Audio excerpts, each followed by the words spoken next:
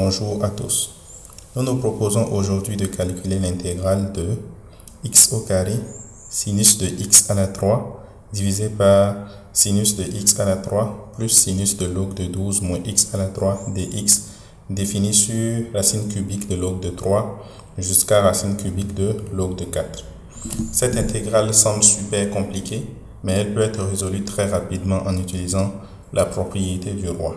L'objectif de cette vidéo est de vous montrer qu'on peut quand même la calculer sans utiliser cette puissante propriété.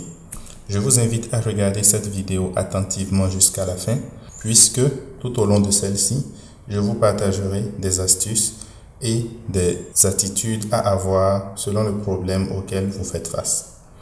Avant toute chose, simplifions notre intégrale en faisant le changement de variable t est égal à x à la 3. On a donc 3x au carré dx qui est égal à dt. Lorsque x est égal à racine cubique de log de 3, cela implique que t est égal à log de 3. Et lorsque x est égal à racine cubique de log de 4, on a donc t qui est égal à log de 4.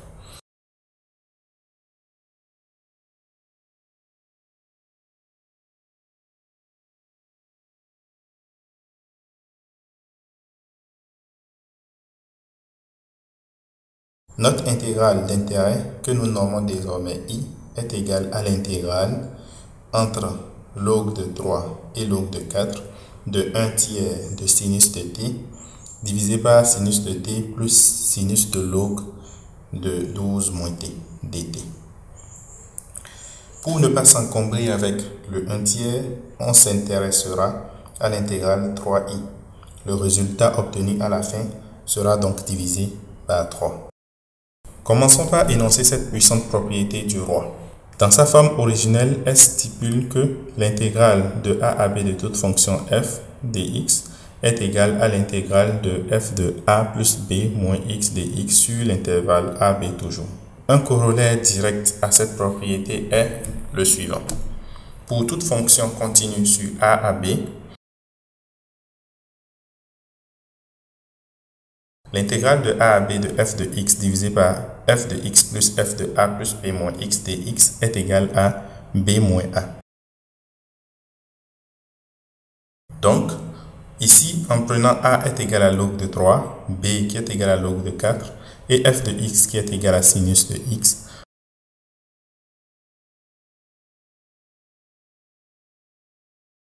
on a l'intégrale de log de 3 à log de 4 de sinus de x divisé par sinus de x plus sinus de log de 3 plus log de 4 moins x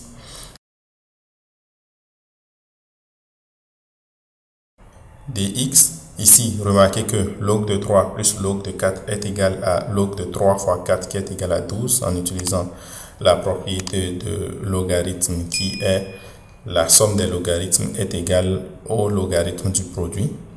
On a alors comme résultat log de 4 moins log de 3 divisé par 2. Et on retrouve notre intégrale d'intérêt, c'est-à-dire 3i.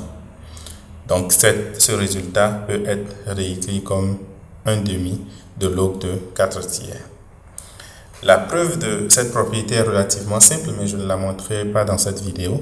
Dites-moi en commentaire si vous aimeriez que je fasse une vidéo qui montre cette propriété. Maintenant, entrons dans le vif du sujet. Comment puis-je calculer cette intégrale si je n'avais pas la propriété du roi? Ou bien, dit autrement, comment puis-je déterminer la primitive de mon intégrande ici? La première chose à savoir, c'est qu'il faut chercher à faire disparaître la somme qui est au dénominateur. Donc, il faut arriver à réécrire sinus de t plus sinus de log de 12 moins t sous une forme qui n'est pas une somme. Commençons par développer donc sinus de log de 12 moins t en utilisant les formules de linéarisation trigonométrique. Sinus de log de 12 moins t est alors égal à quoi? C'est égal à sinus de log de 12 multiplié par cosinus de t moins cosinus de log de 12 multiplié par sinus de t.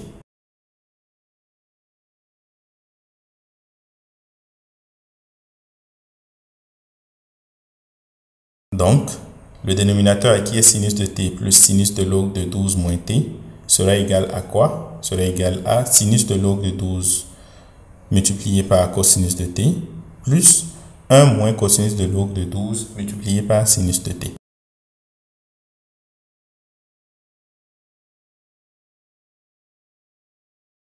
Posons A qui est égal à sinus de log de 12 et B qui est égal à 1 moins cosinus de log de 12. Le dénominateur sera alors égal à A cosinus de t plus B sinus de t. Remarquons que cette expression ressemble beaucoup à une formule de linéarisation trigonométrique. Mais pour réellement en avoir une, il faut factoriser l'expression par racine carrée de A au carré plus B au carré. Ainsi, il existe un angle phi tel que cosinus de phi sera égal à A divisé par racine carrée de A au carré plus B au carré et sinus de phi est égal à B divisé par racine carrée de A au carré plus B au carré. Il suffit de prendre en fait phi qui est égal à arc tangente de B divisé par A.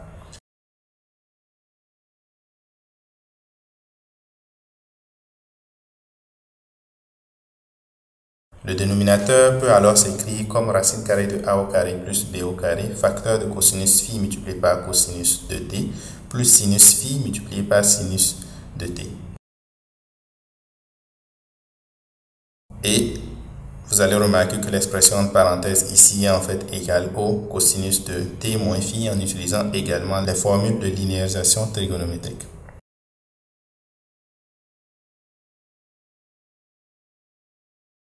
On peut aussi tirer l'expression de cosinus de t moins phi qui serait alors égal à 1 divisé par racine carrée de A au carré plus B au carré multiplié par notre dénominateur.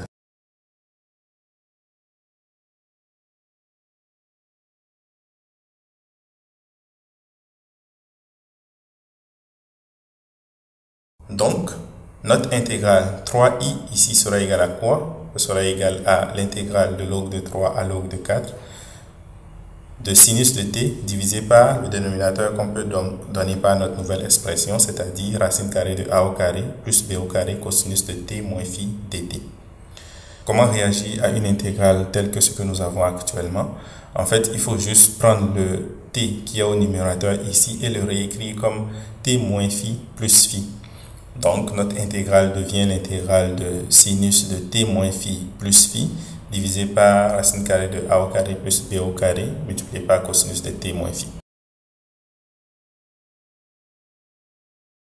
On peut aussi extraire l'expression 1 divisé par racine carrée de A au carré plus B au carré et utiliser les formules de linéarisation trigonométrique afin de développer sinus de t moins phi plus phi.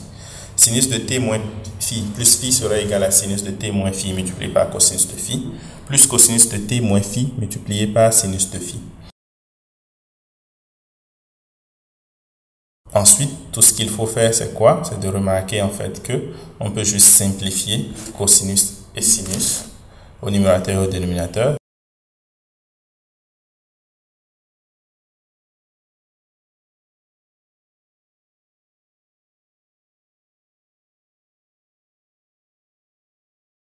Donc, sinus de t moins phi divisé par cosinus de t moins phi, c'est égal à tangente de t moins phi, que je multiplie par cosinus de phi, plus cosinus de t moins phi divisé par cosinus de t moins phi, c'est égal à 1. Donc, finalement, j'aurai juste sinus de phi dt. Et cette expression est facilement intégrable. Donc, on aura 1 divisé par racine carrée de A au carré plus B au carré fois la primitive de tangente de t moins phi, c'est égal à quoi? Moins logarithme népérien de valeur absolue de cosinus de t moins phi, que je multiplie par cosinus phi, plus la primitive de sinus phi, qui est une constante ici, donc ça fait t multiplié par sinus phi, que je dois prendre bien sûr entre log de 3 et log de 4. Donc en remplaçant log de 4 et log de 3 dans mon expression, j'aurai donc pour la seconde partie, c'est-à-dire t multiplié par sinus de phi, ce sera log de 4 moins log de 3 multiplié par sinus de phi, moins ensuite la seconde partie qui est moins cosinus de phi multiplié par logarithme népérien de cosinus de t moins phi, je remplace log de 4 par t et log de 3 par t. Ici, bien sûr, il faut noter que nous avons utilisé la formule selon laquelle le logarithme népérien de A moins le logarithme népérien de B est égal au logarithme népérien de A divisé par B. Et pour rappel, la formule que nous avions avant, on a que cosinus de t moins phi est égal à 1 divisé par A au carré plus B au carré multiplié par sinus de t plus sinus de log de 12 moins t.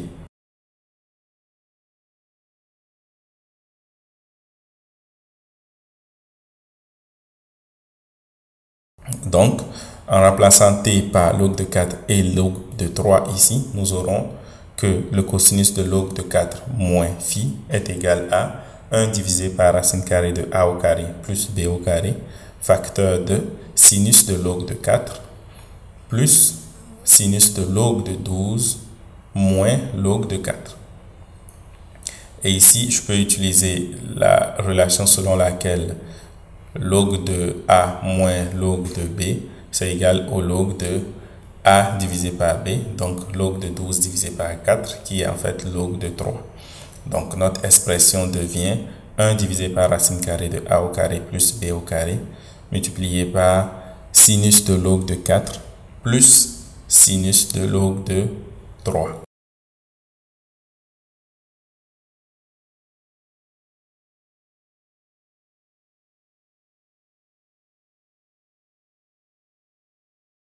Et même si je veux calculer le cosinus de log de 3 moins phi, cela va me donner comme expression 1 divisé par racine carrée de A au carré plus B au carré, facteur de sinus de log de 3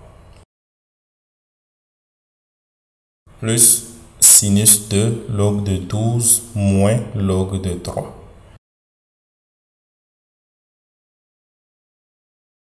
La même simplification peut être opérée ici et j'aurai donc log de 12 divisé par 3 qui est log de 4.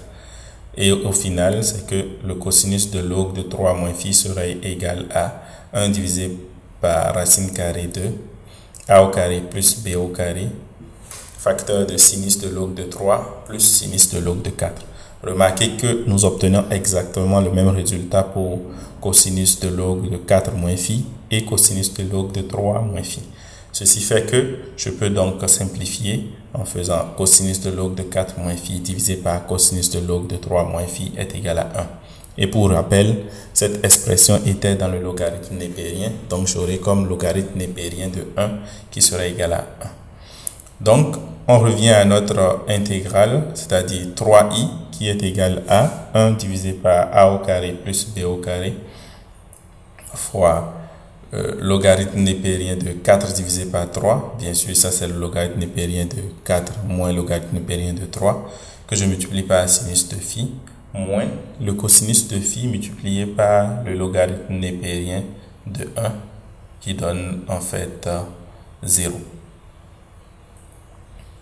Donc au final, c'est que mon expression 3i sera égale à 1 divisé par racine carrée de A au carré plus B au carré multiplié par le logarithme népérien de 4 tiers multiplié par sinus de phi qui est en fait égal à B divisé par racine carrée de A au carré plus B au carré.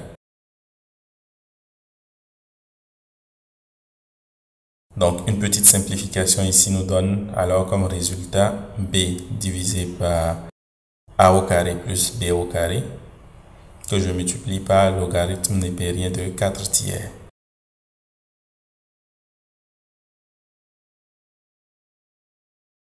Il faut simplifier donc B divisé par A au carré plus B au carré. Et pour rappel, B est égal à quoi? C'est égal à 1 moins cosinus de log de 12. Et A est égal à sinus de log de 12. Donc si je veux calculer A au carré plus B au carré, cela sera égal à 1 plus cosinus de log de 12, le tout au carré, plus sinus de log de 12 au carré également.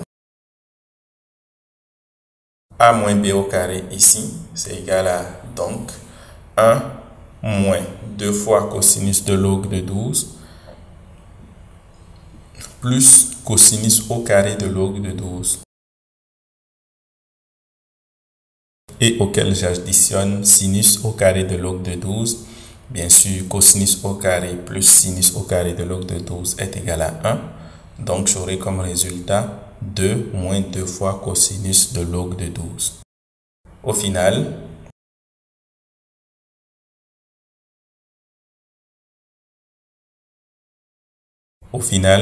b divisé par a au carré plus b au carré est égal à 1 moins cosinus de log de 12 divisé par 2 facteurs de 1 moins cosinus de log de 12.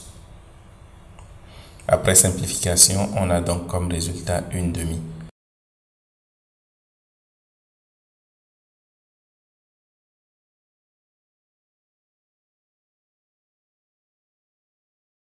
Au final, donc, 3i sera égal à quoi?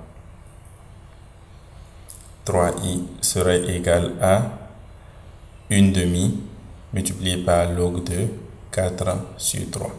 Je vous remercie pour votre aimable attention. Si le calcul d'intégrale est quelque chose qui vous intéresse, je vous invite à regarder cette autre vidéo où je calcule une intégrale compliquée.